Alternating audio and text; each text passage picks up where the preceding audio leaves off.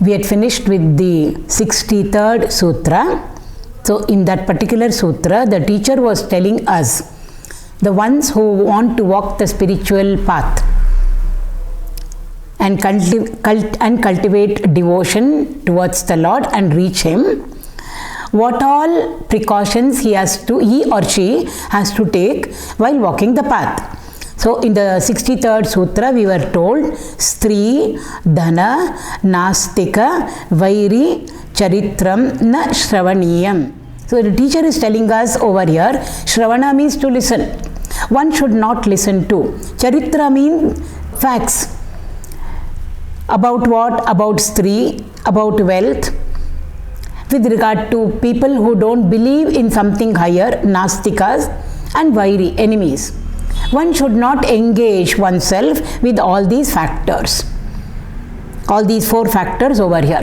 Why should we not engage ourselves with either Stri or Dhana, wealth, or with non-believers, or with Vairi means those who are opposed to, again, the spiritual path? Because chances are we will get tempted. It's like the golden deer coming in front of Sita. Till then she was very happy. In fact, for her, wherever Rama was, that itself was like Ayodhya to her. She never ever felt that there was discomfort around her. Why? Rama was there. But the moment the golden deer came in front of her, for a few moments, she forgot everything. And all that she wanted was that golden deer. Knowing very well that a living deer can't be gold in color, or a golden deer cannot be a living deer. But still she said, no, I want it. Rama did tell her, Lakshmana also warned her. But still she insisted. The charm, that it was so captivating. It was so charming. Wealth is like that. It attracts a person. I want wealth. Whatever be the means, fair or foul, I want it. So immediately we take to the wrong path. Unrighteous path, adharma, the path of adharma. Why? To get that much of wealth. Stri means the fascination for the opposite gender. Man for woman and woman for man. So immediately the temptation, the attraction will make a person go away from the spiritual path.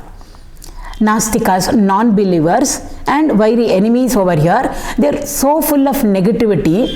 So if we go and talk to them about our spiritual path, whatever progress we have done, they can in turn be so negative, and they can slowly put it into our head. Why are you doing whatever you are doing? What is it that you are going to achieve? Is there really a God? Or is there really something higher that you want to achieve? And you are going through such a rigorous path of self-discipline, outside and inside. Is it all worth it? So much of negativity, when it keeps on coming back to us again and again and again, a person who is not fully mature, walking the path, the spiritual path, maybe at some point of time can get convinced. I think it is real. Why should I be suffering so much? Why all this tapas? Why this austerity? Why should I deny myself all these things that everybody is indulging in? And for what? For something higher. Will I really be able to reach out to it? Will it really come into my life? Will I be able to gain it? So therefore, wherever I am fine. So they can even leave the path. Therefore, the teacher is warning us over here not to entertain thoughts or words with a person, talking with that person, because when we talk to the other person, they will also talk back and we will be listening to them. And then thereafter come our activities, whether we want to be in the path of spirituality or we want to move away from it. So therefore he says not to entertain Stri, Dhana, Nastika, Vairi in our lives. That was the 63rd Sutra. In the 64th Sutra, the teacher is again continuing over here. This is all with respect to outside. Stri is a person, a living being outside of us, external. Wealth is external of us, outside of us, which we want it to enter into our lives. Nastika, a non-believer. a person whom we may meet in our lives, a wily, inimical. So they are all outside. What about inside? The teacher says something we have to give up inside also. So after having told us what to give up externally, what all should we give up internally? So over here in the 64th Sutra, Abhimana Dambhadikam Tyajyam. Tyaga means to give up. So Tyajyam means to give up. What all should be given up? Something inside us also has to be given up. It's not just enough if we give up all those outside external factors that were enumerated in the earlier sutra. Over here, Abhimana. Abhimana means pride. That I in us, ego in us. We feel that there is no ego in us, but it is solid there in us. I am very humble. I am very humble. Do you know how humble I am? That itself is Abhimana. So therefore the teacher says, Abhimana should be given up. Ego should be dropped.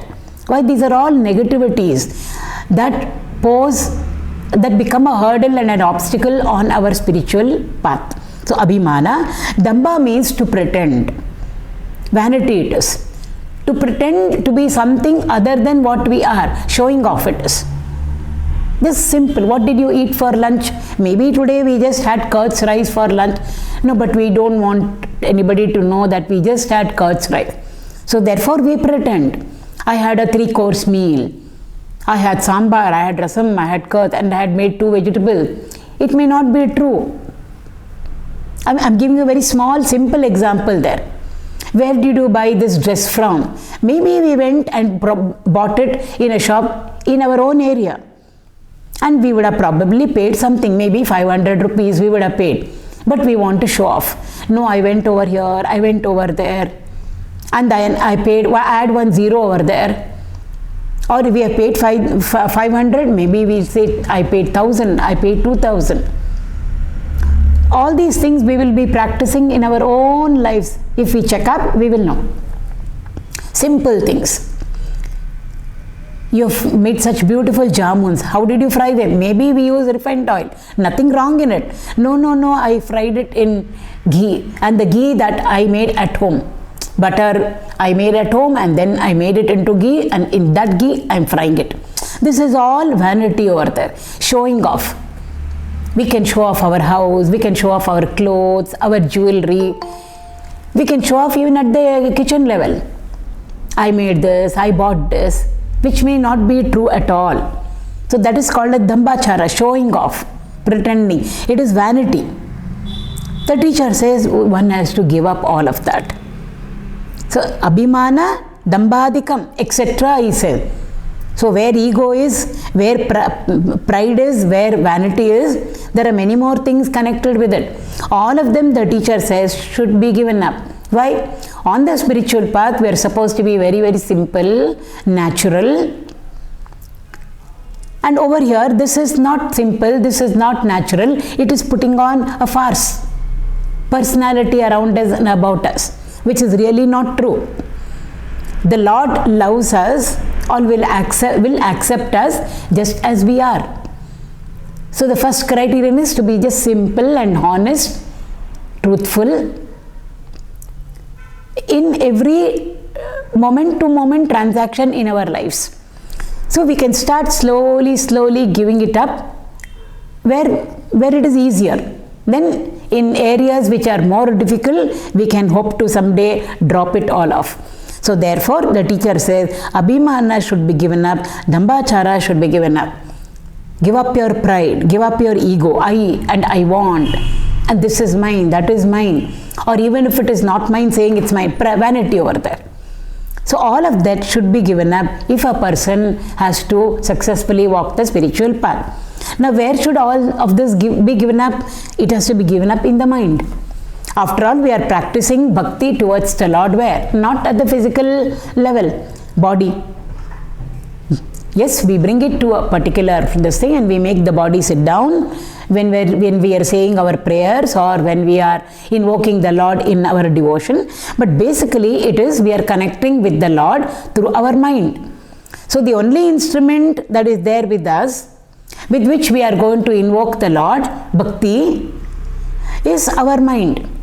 So Abhimana and Dambachara should be dropped at the mental level. They are not at the physical level at all. So therefore, at the mind level, the teacher says it should be given up. Now when we start practicing, we will know it's not easy. Where Abhimana is, where Dambachara is, automatically Kama, Krodha, Lobha, Moha, Mada, Matsarya, Ityadi will be there. 6 of them we know, but then in turn we know their permutations and combinations in us. The 6 enemies that are there inside us. What are they? Kama, Krodha, Lobha, Moha, Mada, Matsarya. How will they all come? They all come because of the ego in us. So therefore, where the mind is, there all these 6 will be there. Starting from Kama onwards. Kama, Krodha, Ityadi. So therefore, how to deal with them? When we start slowly trying to drop our Abhimana and our vanity, we will come face to face with all these inner enemies within us. It's not easy to give them up at the beginning. When our master say, drop your Kama, drop your Krodha, 3rd chapter, Krishna says, Arjuna asks him, Krishna, I know, we all know sometimes that we should not be doing whatever we are doing. But still, it looks like somebody is pushing me into it. I don't wish to do it. I don't wish to engage myself in this particular activity. Why? I know it's wrong. But still, it looks like some force is pushing me into this particular activity. What is that mighty force or power that makes me do things that I don't wish to do? Arjuna asks Krishna this question in the 3rd chapter of the Bhagavad Gita. Bhagavan says, Kama yeshaha, Krodha yeshaha, he said. He uses only Kama and Krodha there, but it is all the others also there. So he says, it's all because of your Kama, desire, and Krodha. Krodha means it's not just that anger, it is that rage and wrath that is there in us. Very, very powerful emotions in us. Destructive they are all. Bhagavan says it's these 2 which prompt you to do whatever you should not be doing. Where is Kama, where is Krodha, where is Moha, Mada, etc.? They are in the mind. They are not at the physical level over there. If it was sticking to our body, we can just remove it. Maybe we can drop it or wash it away from our physical body if it was sticking to our physical structure. These are all at the mental level. So initially for us, though the master says, give up your Kama, Krodha, Lobha, Moha, Mada, Matsarya, it's extremely difficult for us to give it up. To give it up even little is very difficult. Where are they? They're all in the mind. And that same mind we are using to invoke the Lord. What to do now? So beautifully the teacher answers or gives us a very nice solution in the 65th sutra. He says, Tad arpita akila acharaha san kama krodhabhimanadikam. In some books that it is just kama krodha abhimana. Kama krodha abhimanadi. But in some versions, kama krodha abhimanadikam is there. Tasmin eva karaniyam. So the teacher knows our weaknesses, our shortcomings. All these inner enemies are there in us at the mental level. We have to completely drive them away. Actually kill these enemies. Because if we drive them out, they will come back again. Therefore, since they are all there in us and we want to invoke the Lord with the love that is there in us, with the devotion that we have in us, what to do? The teacher is giving us a very beautiful solution to this problem. He says, whatever you are doing, you have Kama in you? Yes, sir, we have Kama. It can't be dropped 100%, it's very difficult to drop it. Even 2% or 1%, it's very difficult for me to drop it. Give up desires. How to give up desire? The teacher says, never mind, let the Kama be there in you. Direct it towards the Lord. So beautifully the teacher says over here, Whatever you have, let them be there in the beginning, because right now it's difficult for us to go beyond or to conquer our kama, krodha, ityadi, abhimana, dambachara, ityadi. It's very difficult for us. So therefore he says, if it's so difficult now, do one thing, turn them on. Right now they are turned towards the world of things and beings. Desire, kama is there for what? Things outside of us. That is very beautiful. This is very fascinating. That is very captivating. I want this in my life. It can be a jewelry. It can be anything. It can be a handbag. These people are very nice. I want them to enter into my circle of friends, beings, things and beings.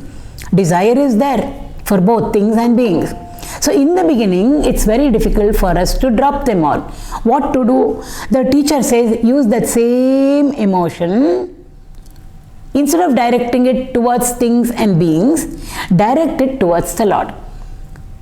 So there is some hope for us. He's not right away in the beginning tell us, conquer your desires or control your desires. Kill this karma that is there in you. Very difficult.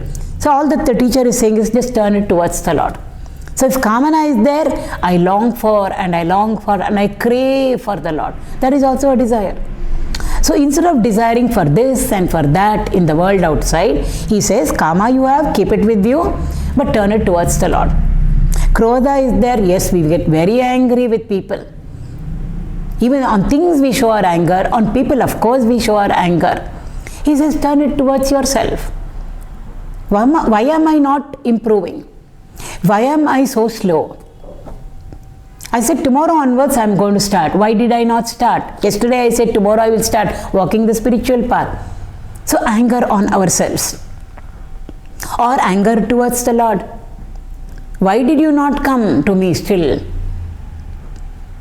You saved this one, you saved Dhruva, you saved Prahalada. You came when you came and manifested yourself in front of all these devotees. Why have you still not come to me? Many of our musician saints have written kirtans. They are called Ninda Stutis. Ninda means to, it's negative. It's actually pulling up the Lord and getting angry with Him and abusing Him. Ninda means to abuse. So some of the kirtans are Ninda Stutis over there. They're so beautiful. The Acharya over there, the musician saint, takes the liberty to do a Ninda Stuti of the Lord. Normally we do Stuti in praise of the Lord. We glorify Him. But they use Ninda also as a Stuti, as a Kirtan over there, abusing the Lord. You still have not come. Everybody says you are so compassionate. I don't think you are compassionate at all. No? Ninda over there, abusing him, pulling him up, getting angry with him. Tyagaraja Swami has done it, Purandara Dasaru has done it, Bhadrachala Ramdas has done it. When Bhadrachala Ramdas was put into jail, because the news was that he spent all the taxpayers' money for construction of the Rama temple, renovation of the Bhadrachala temple. So he was put into jail.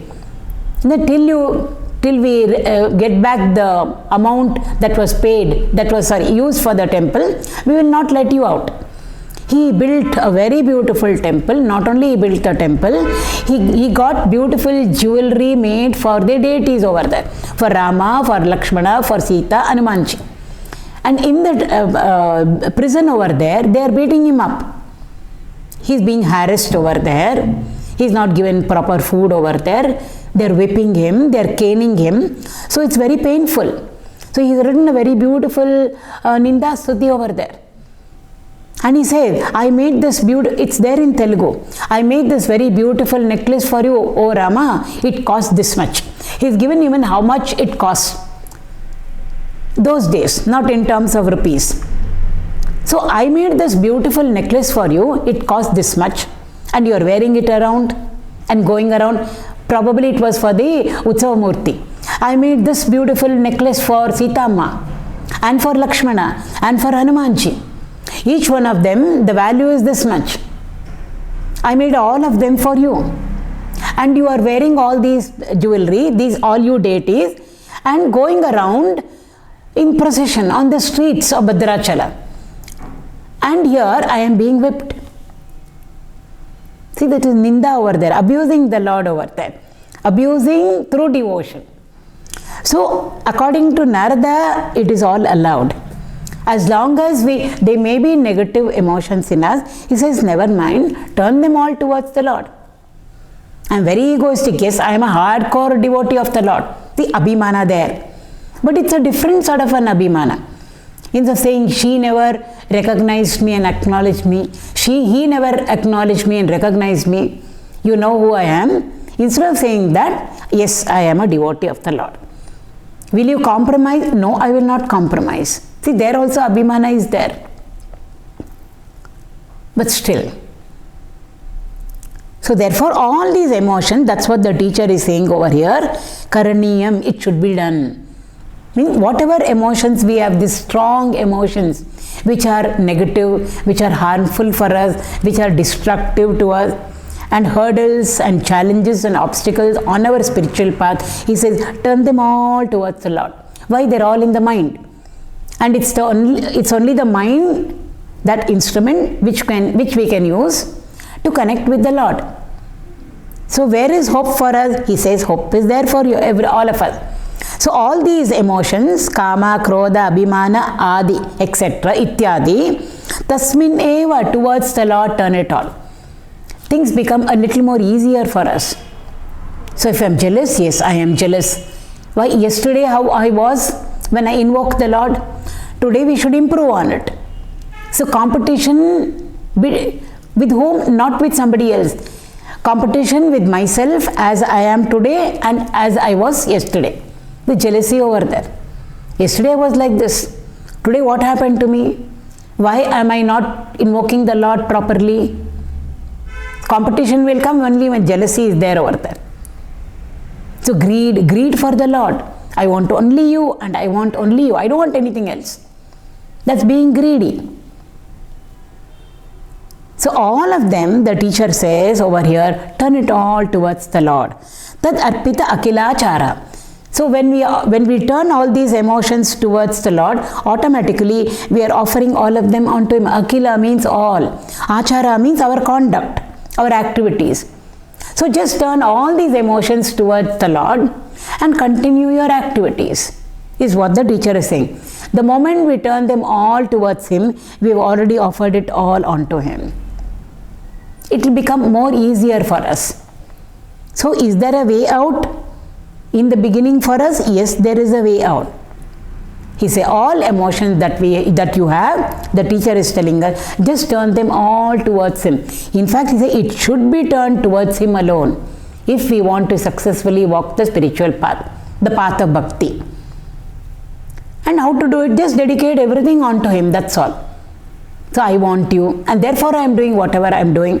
I am angry, but still I am invoking you. Through anger, through kamana, lusty, keep on invoking Him only. To greed, through jealousy, through competition, through greed. So various activities we will be performing. All of them, akila acharaha, the teacher says over here, tat arpita, dedicate them all to Him. And when we are dedicating them all, yes, all these things will rise up in us. These strong, powerful emotions will rise up in us. Just dedicate them all onto Him. We can recognize them all in us. Anger is coming. I'm feeling greedy. I'm feeling very jealous. I'm feeling very lusty. Turn them all towards the Lord. The very beautiful suggestion given to all of us, if we want to walk the spiritual path. So then in the next 66th sutra, the teacher says, Trirupa Bhanga Purvakam Nitya Dasa. In some versions it is Nitya Dasya. Both are okay. Nitya Dasya, Nitya Kanta Bhajanatmakam Prema Karyam, Premaiva Karyam. So whatever happens, the teacher is saying you should accomplish or cultivate, nurture, nourish and practice and fulfill what? Fulfill your prema. Prema means love, bhakti over it. Make sure that you are successful and you have accomplished walking the path of love. Towards whom? Towards the Lord. So prema karyam, cultivate love, practice love, practice devotion towards whom? Towards the Lord alone. Prema eva karyam, insistence over there. So we should love the Lord, and we should love the Lord alone. We should be devoted to the Lord, and we should be devoted to the Lord alone. How should we do it? He says, Trirupa Bhanga Purvakam. Earlier we were told the highest form of devotion is Advaita, wherein the devotee invokes the Lord, and finally it is not he having darshan of the Lord outside of him, but he enters into the Lord. Both of them become one, merging into the Lord, experiencing and merging with the Lord. So after that there are no two, Paramatma there and the Jivatma, the Bhakta, separate. They completely merge with each other. This is the highest form of devotion. Narada had spoken about it. Then he spoke about the other type of devotion also. He called it as the secondary. It doesn't mean inferior, superior. The devotion that we all practice. He said, we are all practicing our devotion because of the gunas that are there in us. Sattva, Rajas and Tamas. Their permutations and combinations. So it can be Sattvic Bhakti, it can be Rajasic Bhakti, it can be Tamasic Bhakti. And also it depends on what we are longing from the Lord. In the highest type of devotion, there is no longing, there is no craving for anything other than not only the Lord. I don't want you outside of me. I want to completely merge into you so that I don't exist afterwards. I should become non-existent. You alone should exist. That is the highest form. But over here in the other form, it's asking the Lord for whatever we have gone to Him. So we invoke the Lord because of so many factors. We are in trouble, we are in difficulties, it can be ill health, there can be pain, or we want wealth. And that wealth can be anything. We want this in our life. We want knowledge. We want to accomplish this. We have entered into this field of activity. We want fulfillment over there because we have set a goal over there. Worldly goal. So all of them are there. According to that, we are practicing our bhakti also. So therefore the teacher says, slowly, Trirupa Bhanga Purvakam, transcend this and go. It won't come in the beginning, but slowly, he says, practice devotion. Right now it is I want this and I want that. But afterwards it should only be I want you. And even beyond that, it is not even I want you, I want to become you. So 3 levels we can see. So therefore he says, transcend this triple form or 3 types of devotion which we normally are all practicing in our lives. The Sattvic type, the Rajasic type, the Tamasic type, or it can mean the devotee is there, the Lord is there, and the bhakti that he is practicing, which means the experiencer is there. What he wants to experience is there, the Lord. The experiencer is the bhakta. What does he want to experience? The Lord. So experience is there on the other side, Lord, and the experiencing through bhakti. All of them should become one, should merge. So over here the teacher is talking about the highest form of devotion. So he says, transcend this triple form, wherein distinctions are there, differences are there, differentiation is there. Transcending all of them, he says, what should we do? We should prema karyam, prema eva karyam. We should only engage ourselves with practicing devotion to the Lord, practicing devotion to the Lord. How should it be? Bhajanatmakam is the word used over here. Bhajana doesn't mean what we know of. The moment we say bhajan, it means bhajan class is there, and then harmonium must be there, tabla must be there, the thala should be there, and we start singing in praise of the Lord. We call it also as bhajan, that is kirtan. Bhaja means to serve the Lord. How can we serve the Lord? To serve anybody means we have to connect with that person.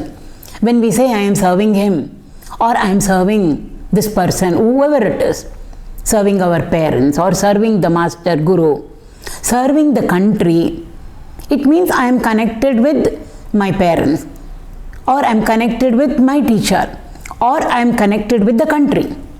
So there is a connection over there. So serving means to connect. And it won't come to us unless love is there.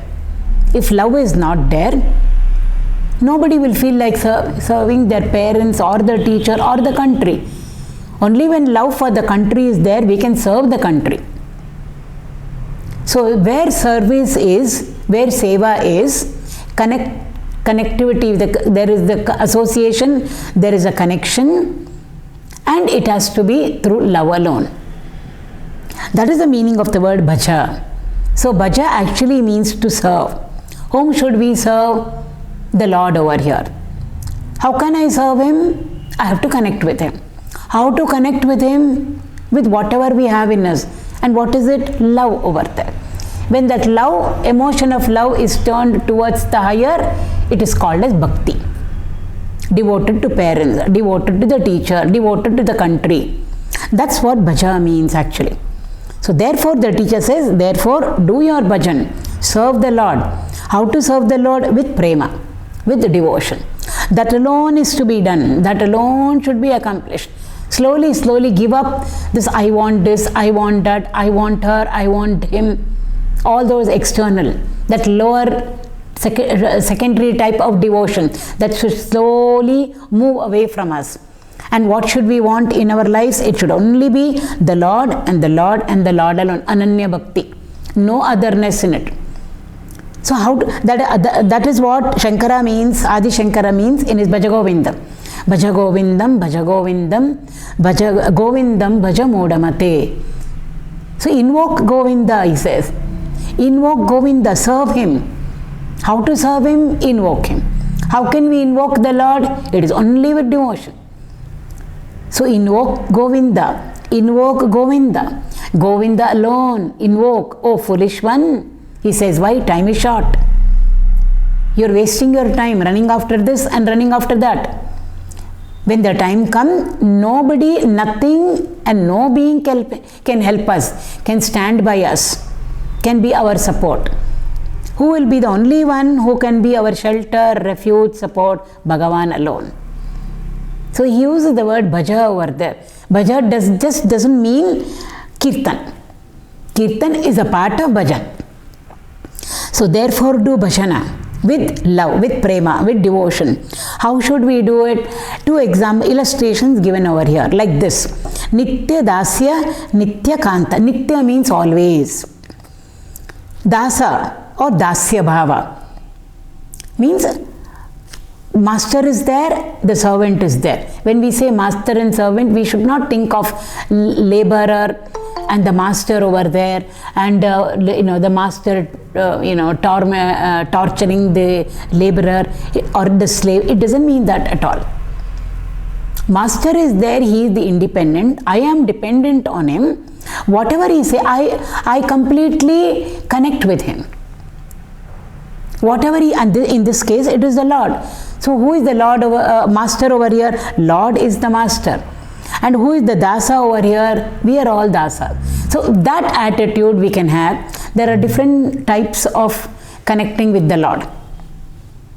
So two attitudes have been given over here. We can consider ourselves as a dasa of the Lord.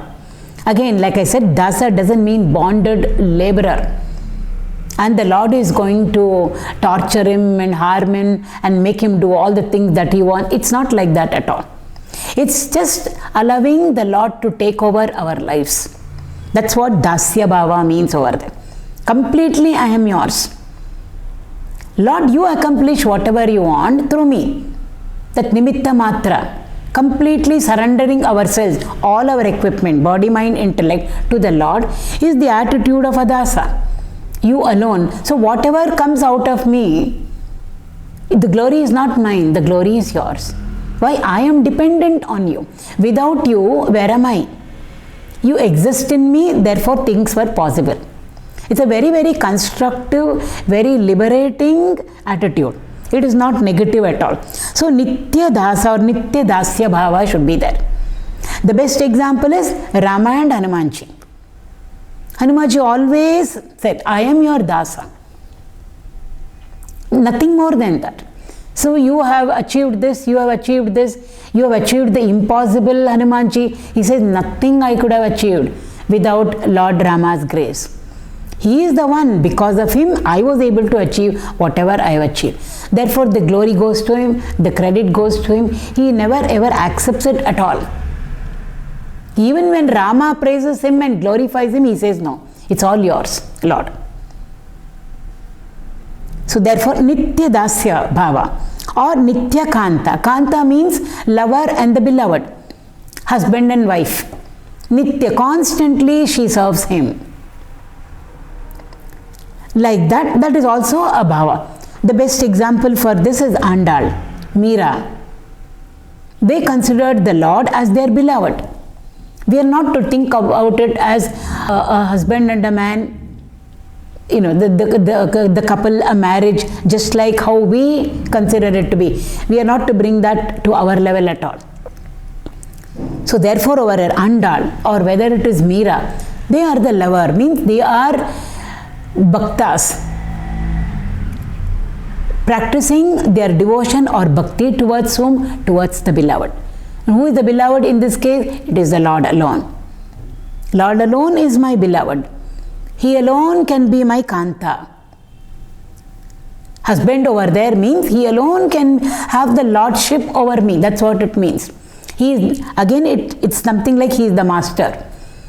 So very nice two moods over here, bhava, that a devotee can keep with respect to the Lord have been enumerated over here. Nitya Dasya or Nitya Kanta.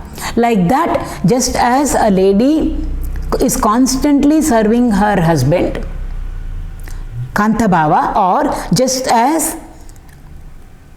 a dasa is constantly serving his master, like that constantly we should invoke whom? We should invoke the Lord within ourselves. That alone should be done, is what the teacher is saying over here. That alone should be practiced. Why? Nothing else is worth it. Ultimately, it's only the Lord who can come to our help.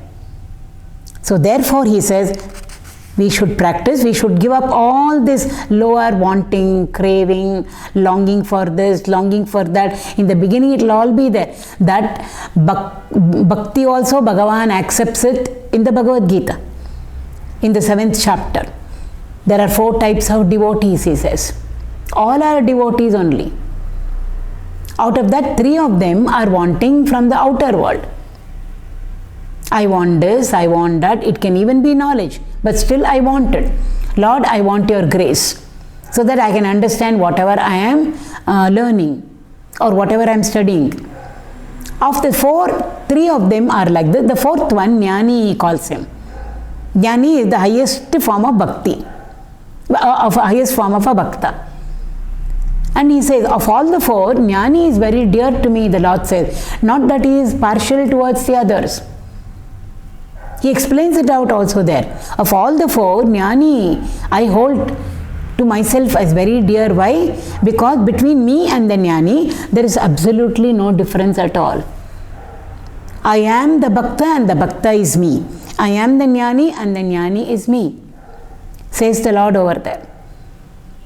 So therefore, in the beginning, yes, this conditioned bhakti will be there. Slowly, slowly the teacher is telling us, move towards the unconditioned bhakti, ananya bhakti.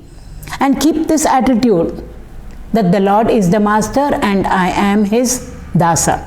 Or the Lord is my beloved and I am the lover, loving him. And constantly serve him. How serve him means? We have to invoke him with that faculty called or that emotion called love that is there in us. So that is the 66th sutra. In the 67th sutra and in the next 2 of them, the teacher is talking about one who has fulfilled himself on the path of devotion. So a seeker in the beginning starts walking the spiritual path.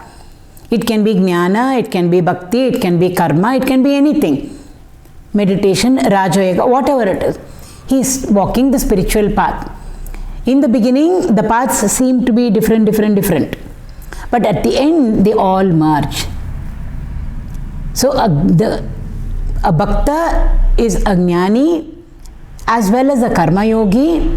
All our masters, after having realized, all those Jivan Muktas have come back and they passionately worked for the welfare of the society. They are the greatest karma yogis. So at that point of the highest level, they all merge. So over here in the 67th and the 68th, probably another 2-3 sutras, the teacher is talking about one who has fulfilled himself on the path of devotion. Means he has reached the Lord. Or he has fulfilled his jnana. He is fulfilled on the path of karma, or he has fulfilled himself in his seat of meditation and realized. So therefore in the 67th sutra the teacher says bhaktaha plural, bhaktaha ekantino mukhyaha. Mukhyaha here means the highest type. Mukhya means important. So we can say important, or we can say the best, or it can mean the highest type.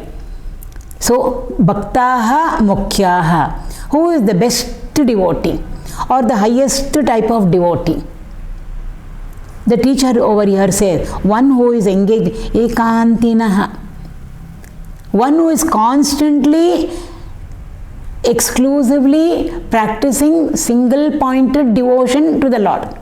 Or his one single goal is the Lord and the Lord and the Lord alone. No other diversion, no other distraction.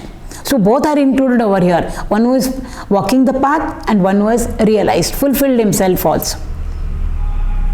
So therefore over here, bhaktaha ekantino mukhyaha. The highest type of devotion is single-pointed devotion to the Lord. Or he alone should be the goal, nothing else in our life. That's what Krishna again in the Gita describes bhakti, ananya bhakti. Anya means other, ananya means no otherness in that bhakti at all. For the gopis it was only Krishna and Krishna and Krishna alone.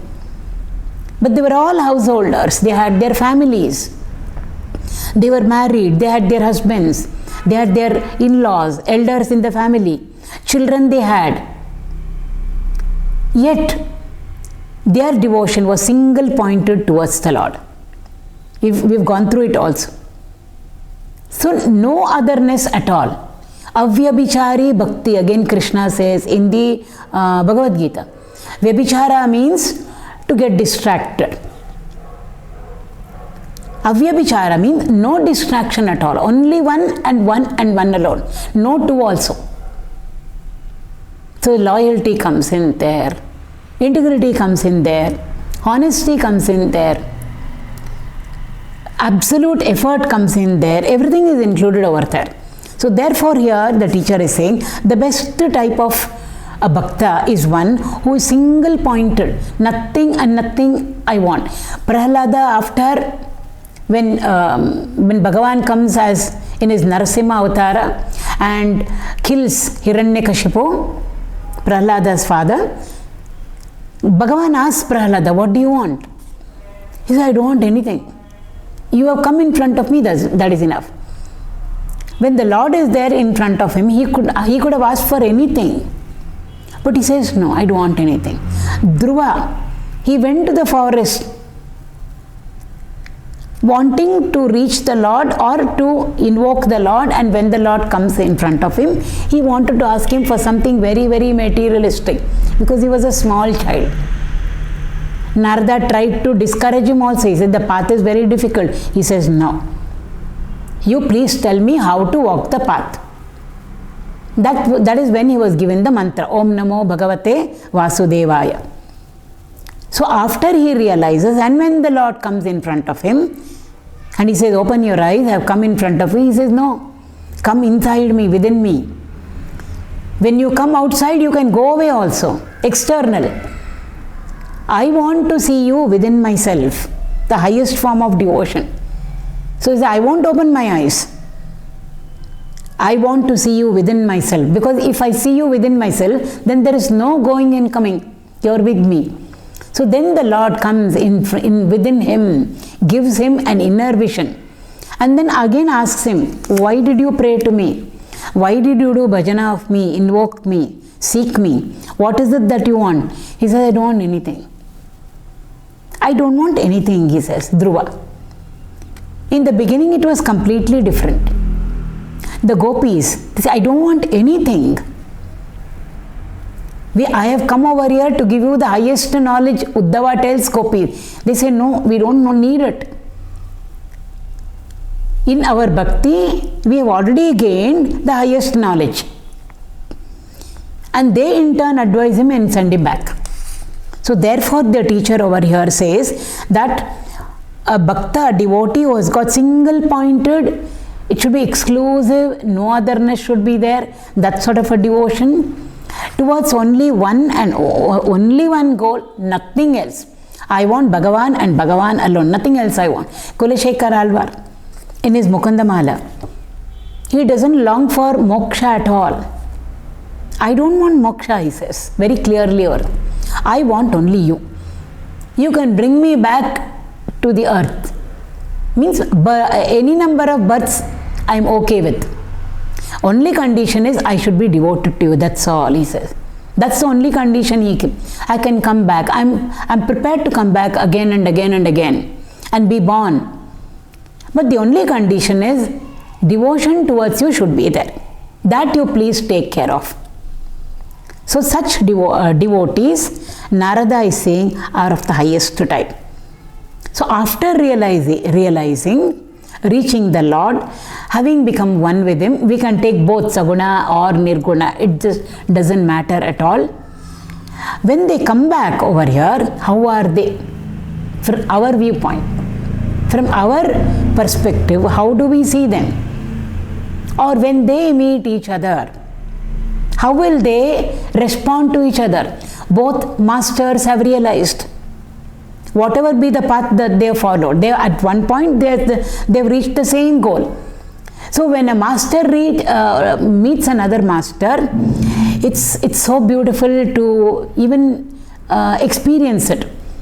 A master meeting another master. How will they converse with each other? Because both of them have realized the highest. What will they talk? How will they express whatever is happening they are experiencing bliss within themselves? How will they communicate it to the other person? That has been given to us in the 68th Sutra.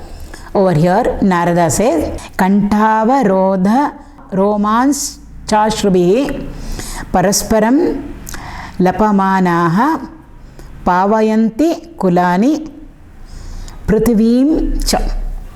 So over here, when masters after realization come back, a Jivan Mukta comes back to our own realm, to be one amongst us, one amongst the community, one in the society, how will they be? If we ask them, explain to us whatever you have realized, how will they be even able to communicate to us what they are experiencing? They have experienced something infinite. That Satvastu, that Chitvastu, that Anandavastu, if we may call it as Vastu. They have realized, they become one with it. How will they communicate it to us? We are asking them a question with our finite mind where we are. So therefore over here, a description of how they would probably communicate with us or among themselves. Kantavarod, their throat will be choked. Why? We are asking them to describe that which can't be described. We are asking them to explain that which can't be explained. We are asking them to define something which can't be defined. It's an experience that they have had, a very positive experience, but they will never be able to put it successfully into words and communicate it to us. It can be experienced but can't be communicated. What will be their, how will they be when they are trying to talk amongst themselves or with us. He says over here, the teacher says over here, they will all, the throat will be choked. Means when the throat is choked, no words will come out. Roma horripilations, hair standing on end. Because they've had an adbhuta darshana. They've had an adbhuta experience, wondrous it is. How to communicate that to us? We can't even communicate to another person what the taste of the laddu is that we just now had. It's so beautiful, awesome it is. Never have eaten like this a laddu, so tasty. All these are words. But then we will have to say, sorry, I can't communicate it to you. The best thing is you also must eat that laddu. Only then you will know how I am feeling. So when we try to communicate something which is not possible for us to communicate, our throat will become choked. Ashrubihi, there will be tears in our eyes. When that emotion that sort of a wondrous emotion overwhelms us, physically all these things will happen to us.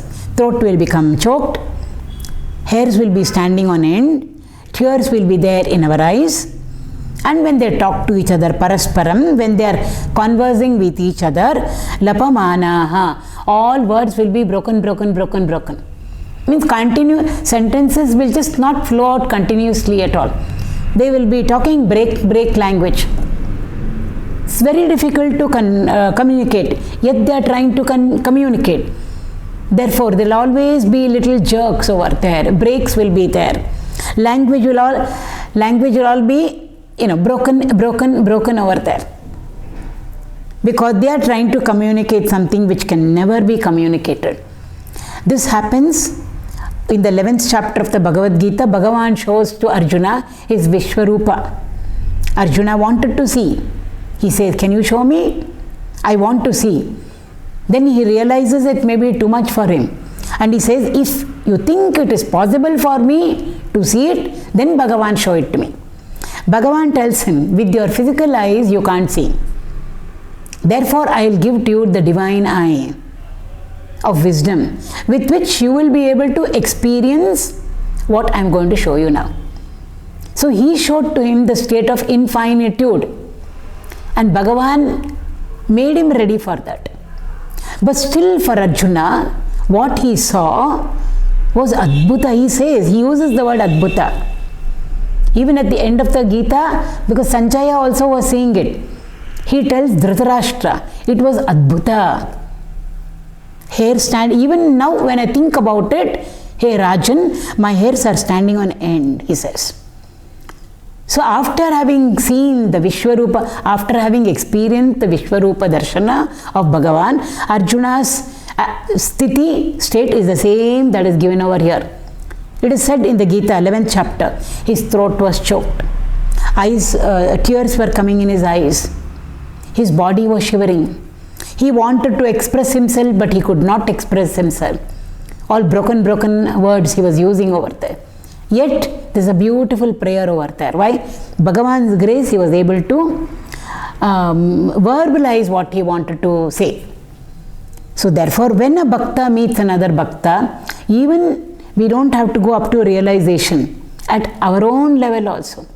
When a bhakta meets another bhakta, how will we converse, especially when the topic is devotion? How will we converse, especially when the topic is Bhagavan himself? We will also feel choked in the throat. Maybe tears will come out when we are taking up an incident from Ramayana or from the Bhagavad or from Krishna Leela and trying to describe it or talk about it. Tears will be there in our eyes. Language will go.